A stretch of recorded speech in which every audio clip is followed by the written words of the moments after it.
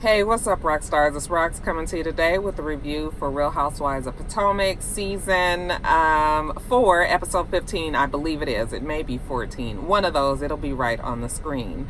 So yeah, I'm back, you guys. We did get Sita settled nicely at Georgia Southern. It was an eventful Friday, though, and I didn't even get to post pictures. I actually did a video about it, just on my way to work this morning, kind of telling you guys about what happened and why you didn't see many postings or really any postings about the day. So I'm going to get that edited and I'll probably get that up tomorrow for you guys.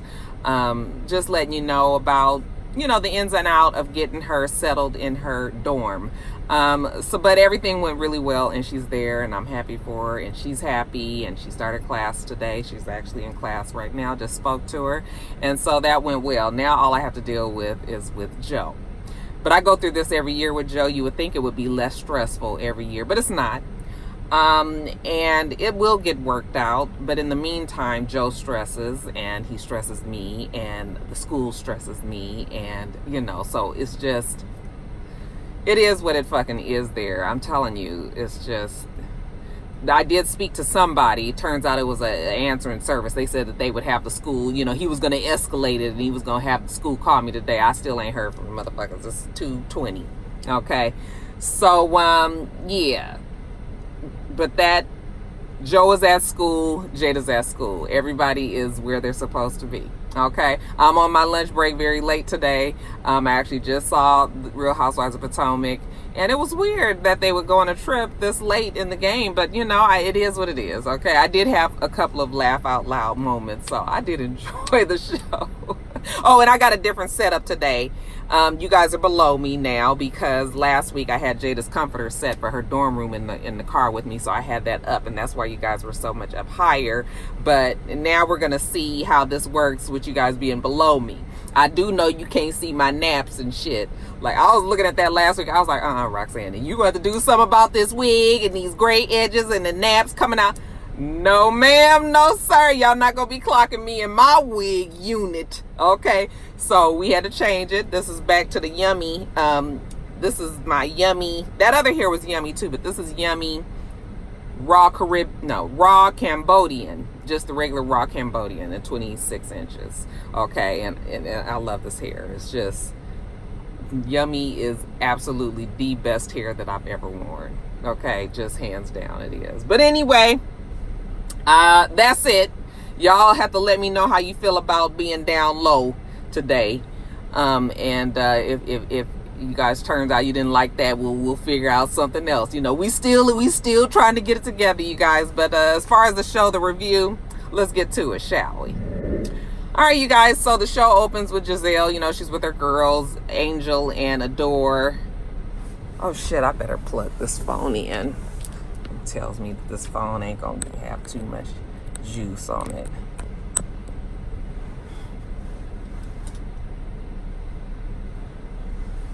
I hope it's charging. Yeah.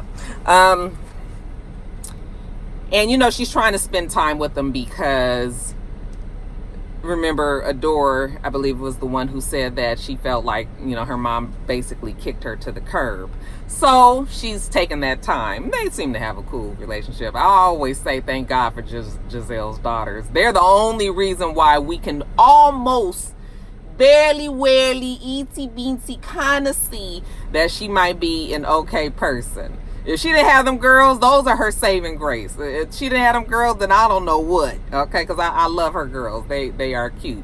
And she's feeling guilty about the fact that she's going to be leaving them again. Okay, and we get a little flashback, and we see at the party that Robyn had, open house, that she offered the girls a trip to the Cayman Islands.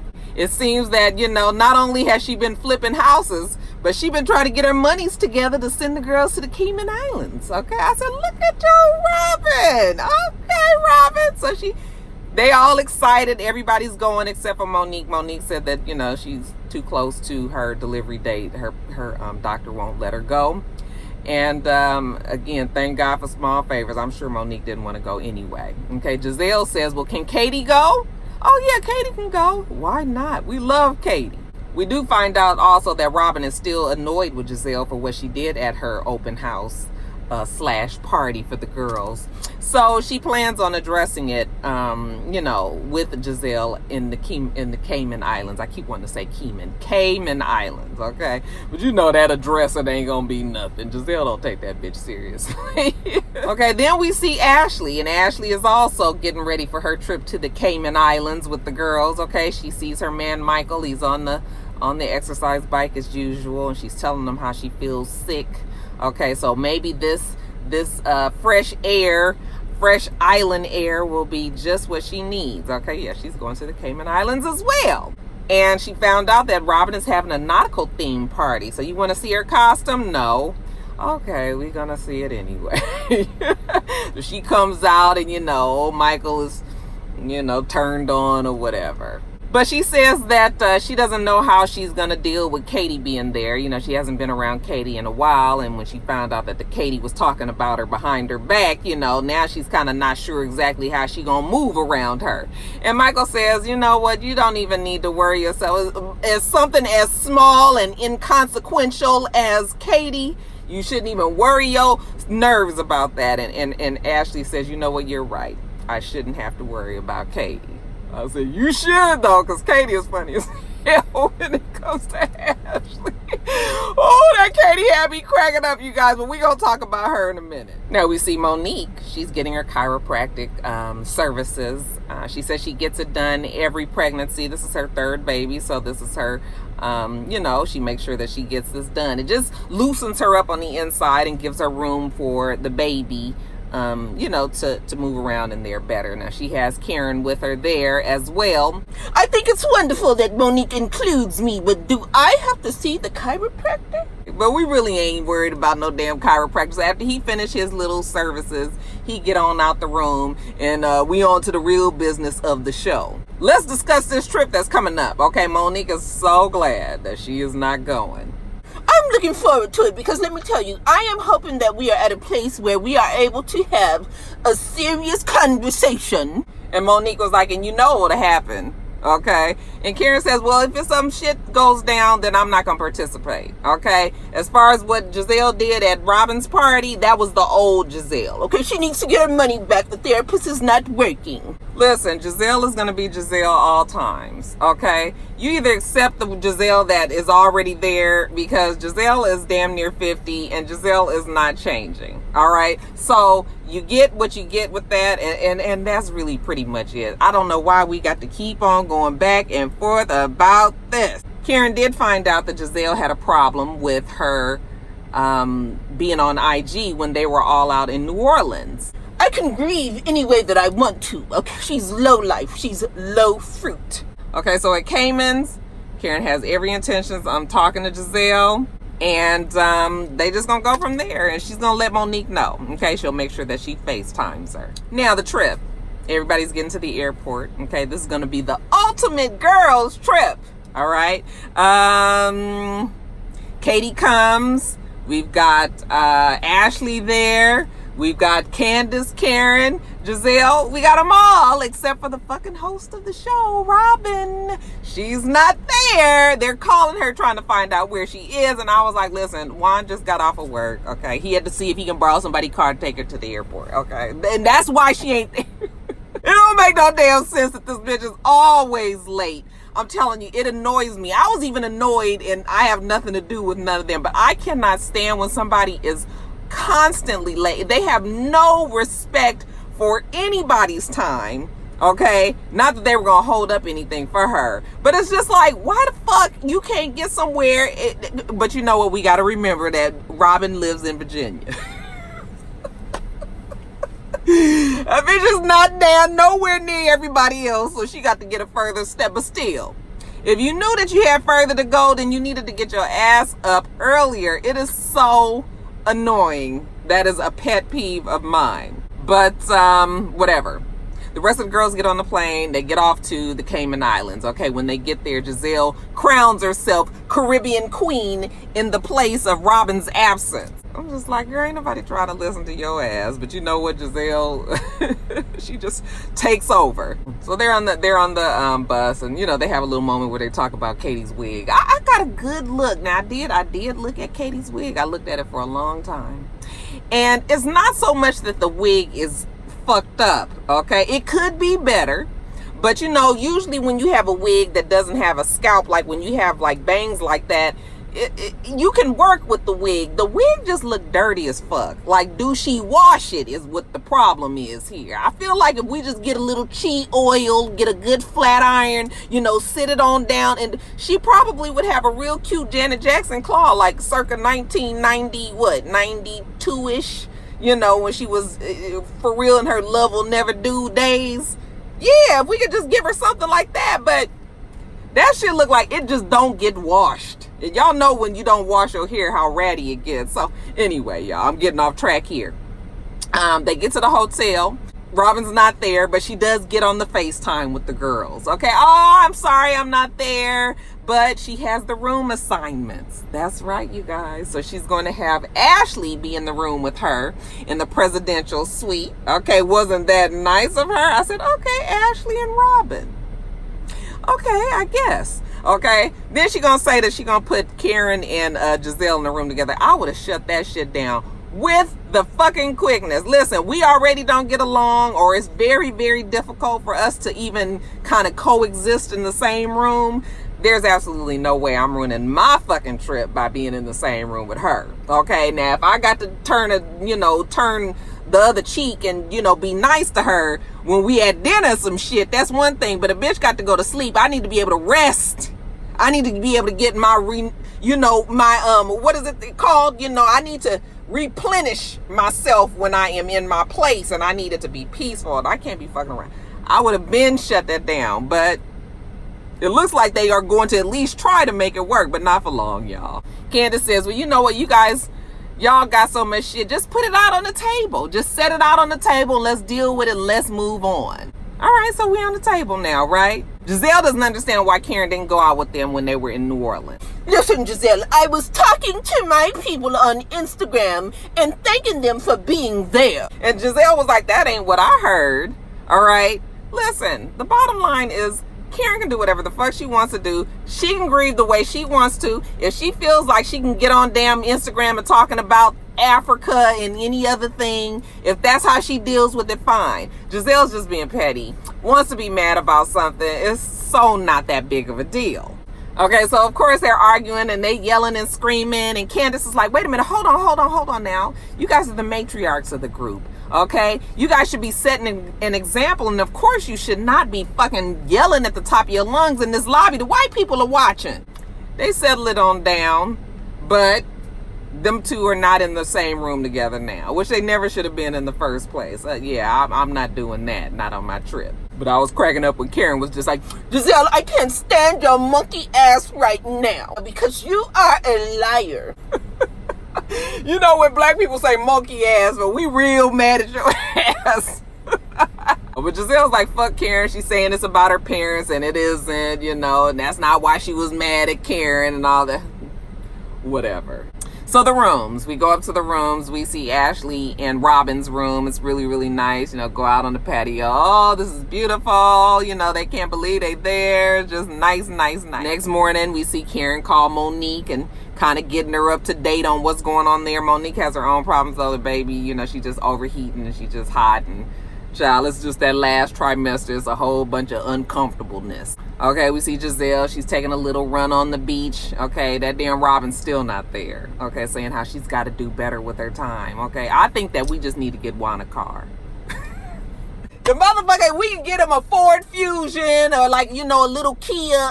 What's the little small, something for the man to get his woman somewhere on time, you guys. But anyway, back to Giselle. You know, she's out on the beach sitting there. Ashley's out there. They're going to sit outside and enjoy the sun. So, you know, after she gets off the phone with her girls, she's talking to her girls, making sure they get to class and study for their test and all that. She asks Ashley, is she going to talk to Katie?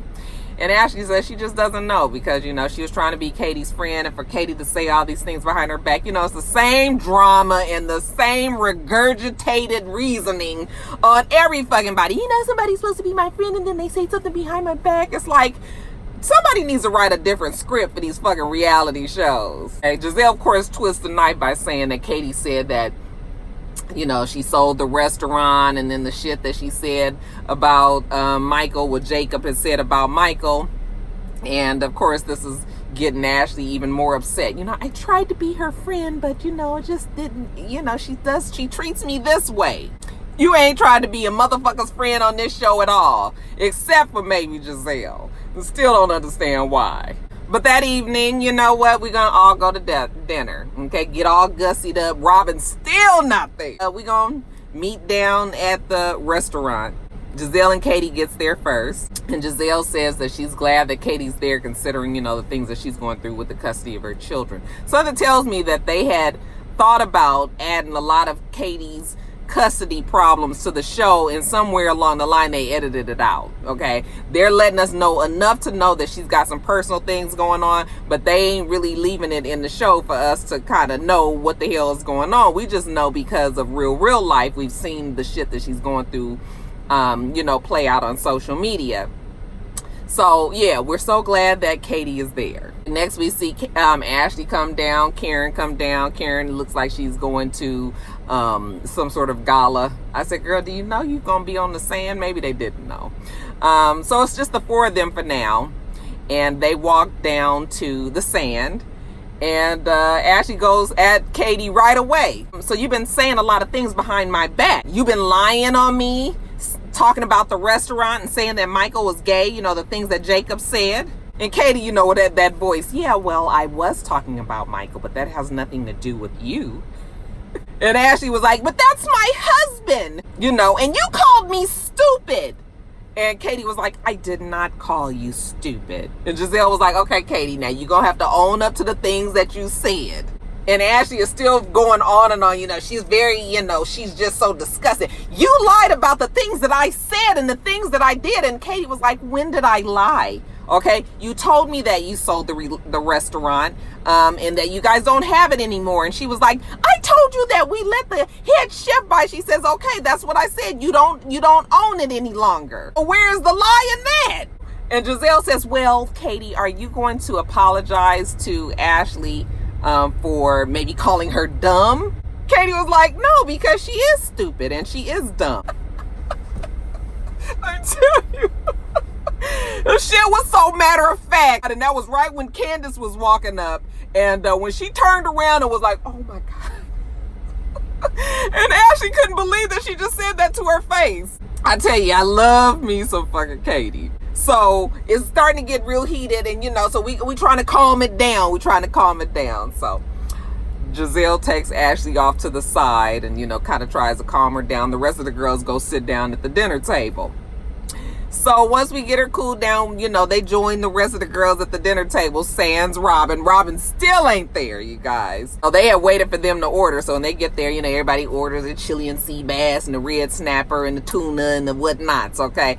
Now, let's get to business. So Giselle says, well, Karen, I just would really like to understand, you know, why you got so upset with me. It can't be anything that has to do with Instagram, okay? And Karen's whole thing was she felt like Giselle was judging her, you know, by the things that she chose to do when it came to grieving her parents. You know, Giselle was like trying to go back and forth with her, telling her that that's not what she was doing, but you know what, that's not her intentions. And if she made Karen feel any kind of way, then she apologizes. You know what, Giselle, you apologize, I'm good. We can move on. But Giselle says, I'm going to be a good friend to you, but you have to understand that you need to be a good friend back. Well, when I feel like you deserve for me to be a good friend, then that's what I will be. Okay, everybody's like, oh no, that's not how it works. That's not how. I was like, fuck that. That is exactly how it works. I'm not going to be a good friend of your ass and for you to treat me like shit. So yes, this is a reciprocal thing. Okay, motherfuckers ain't got time to be dealing with you constantly having a problem with me. Okay, I understand it's bad days, but if you always shady, if you always got something negative to say, if you always feel like you against me, then for me, then fuck that. You don't deserve my good friendship. So I'm right along with Karen. Everybody kills me how there's like, oh, you know what, Giselle and Karen are gonna be friends. That's just what it is. Okay, like Thelma and Louise. But I'm thinking to myself, like, they haven't been really good friends for the last 2 seasons, and friendships definitely die out. It's a shame that they have to die out on TV, and sometimes because of the cause of the show.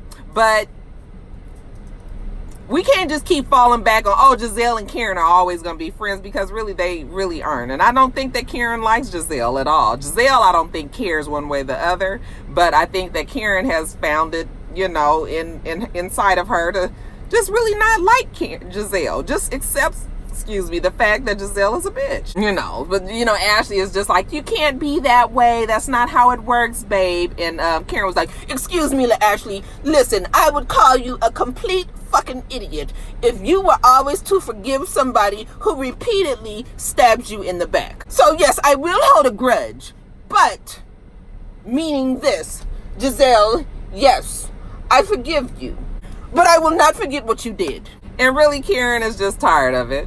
She says she felt like Giselle was sincere in what she said. I thought that it was a regular, flippant kind of apology that Giselle likes to give. It didn't feel any more or less sincere than any of the other times that she's apologized and didn't mean it.